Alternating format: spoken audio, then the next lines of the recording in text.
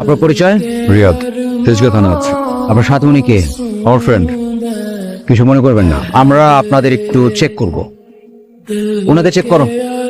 আপনার ব্যাগটা একটু দেখাবেন? আমার ব্যাগে কিছুই নেই। তো ওনাকে একটু বলুন ওরা ব্যাগটা দেখাতে। দেখো, আমার ফ্রেন্ডের সঙ্গে অনেকদিন পর দেখা হয়েছে, আমরা সঙ্গে যাচ্ছিলাম। আমি এর সম্পর্কে কিচ্ছু জানি না। ওনাকে গাড়িতে উঠান। কেমন আছিস তুই? এখানে এভাবে যোগাযোগ তো তুই করিসনি, এত রাত তোর, ফোনই ধরিস না আমার। তুই কি আগে চেয়ে সুন্দরী হয়েছিস নাকি? আমি আগে থেকেই সুন্দর ছিলাম। কি হয়েছিল সেদিন, শুরু থেকে বল। আমি তোকে হেল্পটা করব, কিন্তু মিথ্যে হলে। তোকে মিথ্যে বলিনি। আপনার কাজ হচ্ছে তদন্ত অবজার্ভ করা, আমাকে গাইড করা আপনার কাজ না।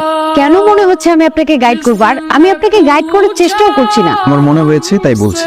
এই তদন্তের উপর থেকে প্রেশার আসতে পারে। বাইরে থেকে প্রেশার আসলে এতক্ষণে সেটা চলে আসতো।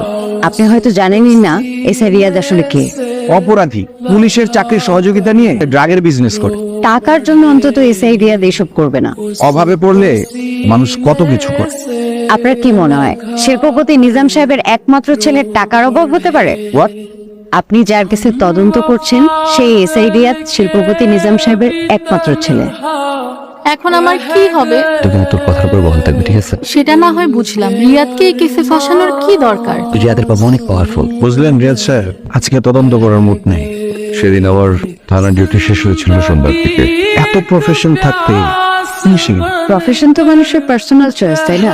আমার মনে হয় না এই কেসের সাথে তার প্রিভিয়াস লাইফের কোনো ইনভলভমেন্ট থাকতে পারে। আপনি আমার কোনো কথা ইন্টারফেয়ার করবেন না। 2 বছর আগে। এদিকে আসো। গুড মর্নিং বাবা। ওনাকে চেনো? চিনব না কেন? Police commissioner Enayet uncle. উনি কেন আসছে তুমি জানো? তোমার কাছে কোনো কাজে? তুমি কি কালকে রাতে 30 ফিটে গাড়ি নিয়ে গিয়েছিল? গিয়েছিলাম। এদিকে ৭৭,০০০ টাকা। তুমি দিয়ে দাও। গাড়ি চাবি দাও। আজকের পর থেকে তুমি আর গাড়ি ড্রাইভ করবো না। কানে গেছে কথাটা? তোর গাড়ি কই?